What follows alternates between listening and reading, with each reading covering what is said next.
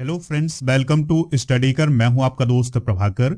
आज के इस लेक्चर में हम डेली करंट अफेयर्स में 12 जनवरी 2023 के मोस्ट इंपॉर्टेंट करंट अफेयर्स के क्वेश्चन डिस्कस करेंगे। तो आप इस लेक्चर को बहुत ही ध्यान से लास्ट तक जरूर देखिएगा। लास्ट में इसका रिवीजन करेंगे और आपसे एक क्वेश्चन पूछेंगे जिसका आंसर आपको कमेंट बॉक्स में देना है। चैनल पर अगर आप पहली बार आए हैं तो चैनल को सब्सक्राइब कर लें और बेल आइकन भी दबा लें, जिससे आपको समय पर सबसे पहले नोटिफिकेशन मिल सकेगा। हमारे जितने भी सोशल मीडिया प्लेटफॉर्म हैं उन पर भी आप हमें फॉलो कर लें। सभी का लिंक आपको डिस्क्रिप्शन बॉक्स में दिया गया है। सबसे पहले हम कल के करंट अफेयर्स को रिवाइज करते हैं, फिर आज के क्वेश्चन हम डिस्कस करेंगे। कल का पहला क्वेश्चन है, विश्व हिंदी दिवस 2022 कब मनाया गया है? तो ये 10 जनवरी को मनाया गया है। छेरछेरा त्योहार किस राज्य में मनाया गया है? छत्तीसगढ़ में। छत्तीसगढ़ के चीफ मिनिस्टर कौन है? भूपेश बघेल हैं। नासा के नए मुख्य प्रौद्योगिकीविद के रूप में किसे नियुक्त किया गया है? तो एसी चरानिया को नियुक्त किया गया है। अगला क्वेश्चन है, एडिलेड अंतरराष्ट्रीय पुरुष एकल खिताब किसने जीता है? नोवाक जोकोविच ने जीता है। Roller coaster an affair with banking नामक पुस्तक के लेखक कौन है? तमाल बंदोपाध्याय हैं। और तमाल बंदोपाध्याय जो हैं वो एक पत्रकार हैं। हाल ही में खिला हुआ ज्वालामुखी फिर से फटा है, यह कहाँ स्थित है? तो दोस्तों यह हवाई में स्थित है। और हवाई कहाँ है?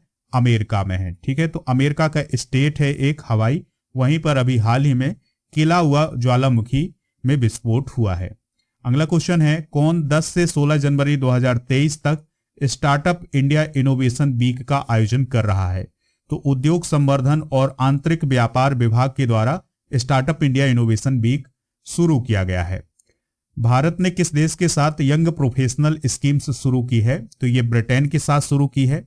ब्रिटेन के प्राइम मिनिस्टर जरूर याद रखिएगा, ब्रिटेन के प्राइम मिनिस्टर हैं दोस्तों ऋषि सुनक। कौन है? Rishi Sunak. Paytm payment bank के एमडी और सीईओ के रूप में किसे नियुक्त किया गया है? सुरेंद्र चावला को। लास्ट क्वेश्चन था कल का, उत्तर प्रदेश में कितने दिनों के लिए उत्तर प्रदेश ग्लोबल सिटी अभियान शुरू किया गया है? तो 100 दिनों के लिए यह अभियान शुरू किया गया है। चलिए दोस्तों, आज का पहला क्वेश्चन डिस्कस करते हैं। हैनले पासपोर्ट इंडेक्स 2023 में भारत की रैंक क्या है? बहुत ही इंपॉर्टेंट क्वेश्चन है, आप इसमें स्टार करिएगा, क्योंकि दोस्तों ये आने वाले हर एक एग्जाम में पूछा जाएगा ये क्वेश्चन।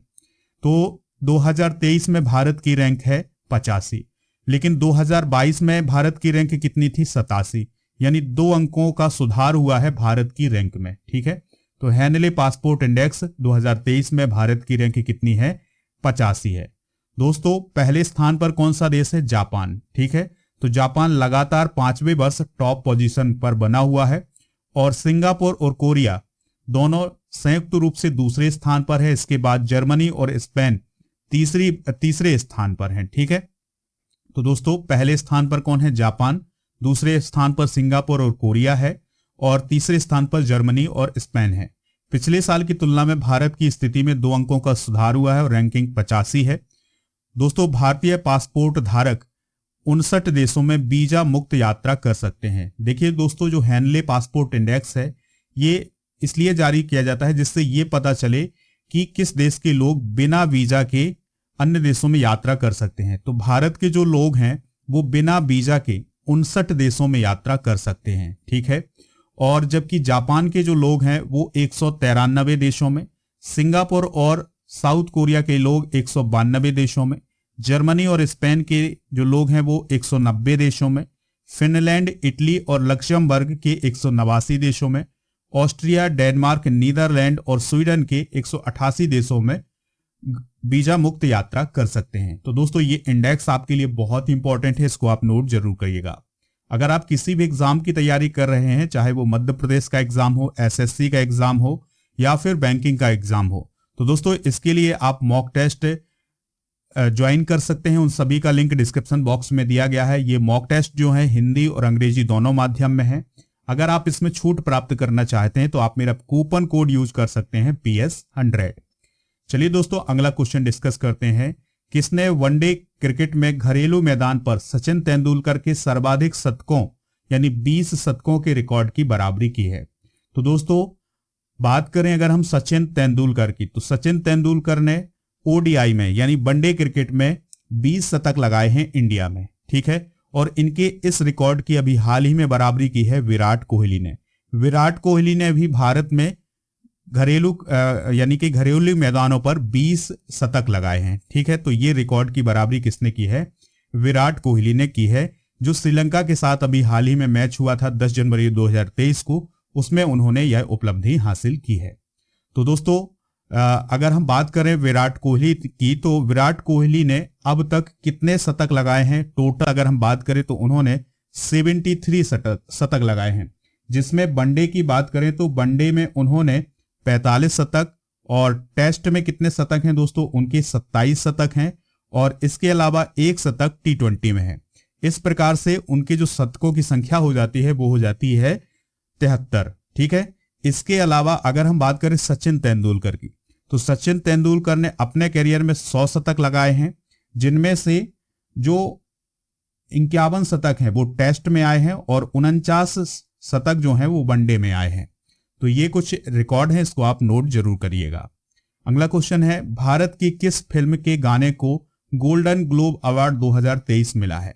दोस्तों आज जो क्वेश्चन है बहुत ही इंपॉर्टेंट क्वेश्चन है, इसमें अभी आप स्टार जरूर लगाइएगा, क्योंकि ये क्वेश्चन आपके एग्जाम में पूछा ही जाएगा, क्योंकि ये एक इतिहास बना है। भारत के इतिहास में अब तक जो फिल्में बनी हैं उसमें ये जो अवार्ड है पहली बार किसी गाने को मिला है।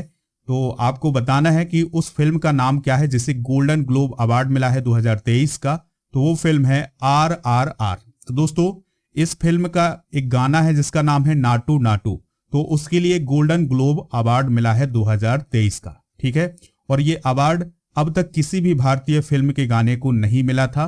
तो गोल्डन ग्लोब पुरस्कार प्राप्त करने वाला पहला गीत जो है वो RR मूवी का नाटू नाटू है। ठीक है, और जो ये RR मूवी है इसके निर्देशक कौन है? तो दोस्तों इसके निर्देशक हैं SS राजामौली, याद रखना है। और ये जो नाटू नाटू गीत है इसको किसने कंपोज किया है? MM किरावनी ने, और इसे काल भैरव और राहुल सिपलिक गुंज ने गाया है, याद रखना है। ठीक है दोस्तों, और ये जो RRR मूवी है इसमें रामचरण और जूनियर NTR ने अभिनय किया है। दोस्तों गोल्डन ग्लोब अवार्ड के बारे में कुछ इंपॉर्टेंट बातें जानते हैं। तो दोस्तों यह पुरस्कार अमेरिका में फिल्म और टेलीविजन के क्षेत्र में प्रदान किया जाता है। 20 जनवरी 1944 को यह पहली बार दिए गए थे, और इन पुरस्कारों को हॉलीवुड फॉरेन प्रेस एसोसिएशन के द्वारा प्रदान किया जाता है। दोस्तों जो गोल्डन ग्लोब अवार्ड है 2023 के, इसमें बेस्ट एक्ट्रेस का अवार्ड मिला है ड्रामा में कैट ब्लैंचेट को, और बेस्ट एक्टर का अवार्ड मिला है ड्रामा में ऑस्टिन बटलर को। तो ये कुछ अवार्ड हैं, इनको भी आप नोट कर सकते हैं। बाकी आपको ये RR मूवी तो आपको याद ही करनी है, इसके गाने का नाम याद करना है, और दोस्तों आपको ये याद करना है कि इसको कंपोज किसने किया है और गाया किसने है, क्योंकि इस प्रकार के क्वेश्चन एग्जाम में जरूर बनेंगे। अगला क्वेश्चन है, 83वां अखिल भारतीय पीठासीन अधिकारी सम्मेलन 11 से 12 जनवरी 2023 को किस शहर में आयोजित किया जा रहा है? आंसर होगा इसका जयपुर। ठीक है, तो जयपुर राजस्थान में 83वां अखिल भारतीय पीठासीन अधिकारी सम्मेलन हो रहा है। दोस्तों इसका उद्घाटन किसने किया है? तो इसका उद्घाटन किया है उपराष्ट्रपति जगदीप धनखड़ ने। लोकसभा के स्पीकर ओम बिरला सम्मेलन की अध्यक्षता कर रहे थे। ठीक है, यानी इस सम्मेलन के अध्यक्ष कौन थे? ओम बिरला, जो कि लोकसभा अध्यक्ष हैं, और इसका उद्घाटन किसने किया है? जगदीप धनखड़ ने। दोस्तों समारोह में विभिन्न विधानसभाओं के जो अध्यक्ष और उपाध्यक्ष थे वो सभी इसमें शामिल हुए हैं। समापन समारोह में जो मुख्य अतिथि होंगे वो राजस्थान के राज्यपाल कलराज मिश्र होंगे, और इसका समापन कब हो रहा है? 12 जनवरी को हो रहा है। अगला क्वेश्चन है, electronics corporation of India limited यानी ECIL के अध्यक्ष और प्रबंध निदेशक कौन नियुक्त किए गए हैं? आंसर होगा इसका अनुराग कुमार। कौन नियुक्त किया है दोस्तों? अनुराग कुमार। तो अनुराग कुमार को electronics corporation of India limited का अध्यक्ष और प्रबंध निदेशक बनाया गया है। और दोस्तों इस पद पर नियुक्त होने से पहले जो अनुराग कुमार थे वो ECIL के कार्यकारी निदेशक थे। हाल ही में जो नियुक्तियां हुई हैं जो कि ऑप्शन में थी, डॉक्टर विनय प्रकाश सिंह। तो दोस्तों डॉक्टर विनय प्रकाश सिंह जो हैं वो एशियाई प्रशांत डाक संघ के महासचिव बने हैं। Ajay Kumar Srivastava Indian overseas bank के MD और CEO बने हैं। सुंदर रमन राममूर्ति जो हैं वो बंबई स्टॉक एक्सचेंज के MD और CEO बने हैं। तो ऑप्शन के अनुसार ये दोस्तों नोट कर लीजिएगा ये नियुक्तियां। अगला क्वेश्चन है, 1 वर्ष की अतिरिक्त अवधि के लिए किसको रिजर्व बैंक ऑफ इंडिया के डिप्टी गवर्नर के रूप में फिर से नियुक्त किया गया है? तो डॉक्टर माइकल पात्रा जो हैं वो अगले 1 साल के लिए फिर से आरबीआई के डिप्टी गवर्नर बने हैं, याद रखना है, ठीक है। तो 15 जनवरी 2023 से उनका कार्यकाल 1 साल के लिए फिर से बढ़ा दिया गया है। दोस्तों, जो माइकल पात्रा हैं वो मौद्रिक नीति समिति के सदस्य भी हैं। बात आई है यहाँ पर आरबीआई की, यानी रिजर्व बैंक ऑफ इंडिया की। तो इसकी स्थापना 1 अप्रैल 1935 को हुई थी। इसके वर्तमान गवर्नर कौन है? शक्तिकांत दास हैं। इसके अलावा 4 डिप्टी गवर्नर हुए। कौन कौन है दोस्तों? एम के जैन, माइकल पात्रा और एम राजेश्वर राव और टी रविशंकर। तो ये सभी इसके डिप्टी गवर्नर हैं। अगला क्वेश्चन है, राष्ट्रीय मानव तस्करी जागरूकता दिवस हर साल कब मनाया जाता है? तो ये मनाया जाता है हर साल 11 जनवरी को, यानी national human trafficking awareness day कब मनाया जाता है? 11 जनवरी को। तो दोस्तों, राष्ट्रीय मानव तस्करी जागरूकता दिवस हर साल 11 जनवरी को मनाया जाता है और इसका उद्देश्य होता है मानव तस्करी पीड़ितों की दुर्दशा के बारे में लोगों को जागरूक करना और उनके अधिकारों को बढ़ावा देना और उनकी रक्षा करना। राष्ट्रीय मानव तस्करी जागरूकता दिवस की थीम जागरूकता बढ़ाने के लिए नीला पहनना है, यानी कि इसकी जो थीम होती है उसमें नीला पहना जाता है, ठीक है दोस्तों। तो यही उसकी थीम होती है। अगला क्वेश्चन डिस्कस करने से पहले हम जनवरी माह के महत्वपूर्ण दिवस भी डिस्कस कर लेते हैं। 1 जनवरी को नागालैंड का स्थापना दिवस मनाया गया है और एक और स्थापना दिवस मनाया जाता है दोस्तों, डीआरडीओ स्थापना दिवस 1 जनवरी को। 4 जनवरी को ब्रेल दिवस मनाया गया। 9 जनवरी को प्रवासी भारतीय दिवस मनाया गया है। अच्छा दोस्तों, प्रवासी भारतीय दिवस सम्मेलन कहाँ हुआ है? तो ये एमपी में हुआ है और एमपी के इंदौर में इसका आयोजन हुआ है। 10 जनवरी को विश्व हिंदी दिवस और विश्व हास्य दिवस लाफिंग डे भी मनाया गया है। 12 जनवरी को राष्ट्रीय युवा दिवस, 15 जनवरी को थल सेना दिवस, 21 जनवरी को मेघालय, मणिपुर, त्रिपुरा का स्थापना दिवस मनाया जाता है। तो ये जनवरी माह के कुछ इंपॉर्टेंट डे हैं, इनको आप नोट कर लीजिएगा। अगला क्वेश्चन है, पृथ्वी की ओजोन परत के किस वर्ष तक 1980 के स्तर तक पहुंचने की उम्मीद है? आंसर है इसका 2040, यानी दोस्तों 2040 तक ऐसी स्थिति आएगी जैसी दोस्तों 1980 में ओजोन परत की थी। यानी जिस प्रकार ओजोन परत की मोटाई जितनी 1980 में थी, उस प्रकार की स्थिति 2040 तक आने वाली है। तो संयुक्त राष्ट्र समर्थित विशेषज्ञों के एक पैनल के अनुसार पृथ्वी की ओजोन परत की 4 दशकों के भीतर ठीक होने की उम्मीद है, यानी आने वाले 4 दशक में जो ओजोन परत है उसकी स्थिति ठीक हो सकती है, ठीक है। यह उम्मीद की जा रही कि यदि मौजूदा परिस्थितियां जारी रहती हैं तो 2040 तक ओजोन परत के 1980 के स्तर तक ठीक होने की उम्मीद है। 1970 के दशक से ओजोन परत पतली हो रही है, याद रखना है, और इसके पतला होने का जो मुख्य कारण है वो है क्लोरोफ्लोरोकार्बन। किसके कारण पतली हो रही है दोस्तों? क्लोरोफ्लोरोकार्बन के कारण। देखिए दोस्तों, जो हमारा वायुमंडल होता है उसके किस लेयर में ये ओजोन परत पाई जाती है? तो सबसे पहले ट्रोपोस्फीयर होता है, फिर होता है स्ट्रेटोस्फीयर। तो इसी स्ट्रेटोस्फीयर में ओजोन लेयर पाई जाती है, आपको याद रखना है, ठीक है, यानी समताप मंडल में। अगला क्वेश्चन है, जय Hind light and sound show का उद्घाटन कहां किया गया है? तो जय Hind light and sound show का उद्घाटन किया गया है नई दिल्ली में। इसका उद्घाटन किसने किया है? केंद्रीय गृह मंत्री अमित शाह ने।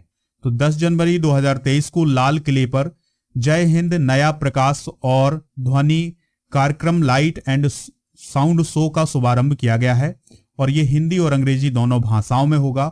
और दोस्तों, इस शो में 17वीं शताब्दी से लेकर अब तक भारत के इतिहास और बहादुरी की कथाओं का नाट्य प्रस्तुति की जाएगी। यानी 17वीं शताब्दी से लेकर के अब तक की जो भारत के इतिहास की बहादुरी की गाथाएं हैं उनका नाट्य रूपांतरण किया जाएगा इस शो में।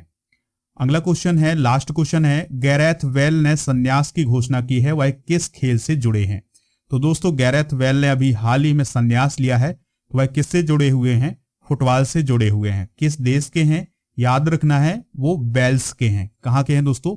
वेल्स के। तो जो गैरेथ वेल थे उन्होंने अपना डेब्यू 2006 में त्रिनिदाद और टोबैगो के खिलाफ किया था। उन्होंने 6 बार बेल्स के प्लेयर ऑफ द ईयर का अवार्ड जीता है और बेल ने अपने देश के लिए रिकॉर्ड 111 मैच खेले हैं, ठीक है दोस्तों, रियल मैड्रिड के साथ 5 बार चैंपियंस लीग के विजेता रहे हैं। तो ये कुछ इंपॉर्टेंट जानकारी है गैरेथ फ्रैंक वेल के बारे में। दोस्तों ये थे आज के महत्वपूर्ण करंट अफेयर्स के क्वेश्चन। चलिए इनको एक बार रिवाइज करते हैं, फिर आपसे एक क्वेश्चन पूछेंगे जिसका आंसर आपको कमेंट बॉक्स में देना है। हेनेले पासपोर्ट इंडेक्स 2023 में भारत की रैंक क्या है? 85। किसने ओडीआई में घरेलू मैदान पर सचिन तेंदुलकर के सर्वाधिक शतकों यानी 20 शतकों के रिकॉर्ड की बराबरी की है? विराट कोहली ने। भारत की किस फिल्म के गाने को गोल्डन ग्लोब अवार्ड 2023 मिला है? RRR। अगला क्वेश्चन है 83वां अखिल भारतीय पीठासीन अधिकारी सम्मेलन 11-12 जनवरी 2023 को किस शहर में आयोजित किया जा रहा है? जयपुर में। Electronics corporation of India limited के अध्यक्ष और MD कौन बने हैं? अनुराग कुमार बने हैं। 1 वर्ष की अतिरिक्त अवधि के लिए किसको RBI के डिप्टी गवर्नर के रूप में फिर से नियुक्त किया गया है? माइकल पात्रा को। राष्ट्रीय मानव तस्करी जागरूकता दिवस हर साल कब मनाया जाता है? 11 जनवरी को। पृथ्वी की ओजोन परत के किस वर्ष तक 1980 के स्तर तक पहुंचने की उम्मीद है? 2040 तक। अगला क्वेश्चन है जय Hind light and sound show का उद्घाटन कहां किया गया है? नई दिल्ली में। गैरेथ वेल ने संन्यास की घोषणा की है, वह किस खेल से जुड़े हैं? वह फुटबॉल से जुड़े हैं। दोस्तों आज का जो क्वेश्चन है आपके लिए, जिसका आंसर आपको कमेंट बॉक्स में देना है, क्वेश्चन है हेनेले पासपोर्ट इंडेक्स 2023 में भारत की रैंक क्या है? तो जो भी इसका राइट आंसर हो कमेंट बॉक्स में जरूर बताइएगा। इसका PDF डाउनलोड करना हो तो PDF आपको हमारे एप्लीकेशन पर मिल जाएगा, वहां पर आप आसानी से डाउनलोड कर सकते हैं। उसके लिए सबसे पहले आपको एप्लीकेशन डाउनलोड करना है, लिंक उसका डिस्क्रिप्शन बॉक्स में दिया गया है। लेक्चर अगर आपको पसंद आया हो तो आप इसे लाइक करें, शेयर करें सभी दोस्तों को, सभी सोशल मीडिया प्लेटफॉर्म पर। जय हिंद, वंदे मातरम।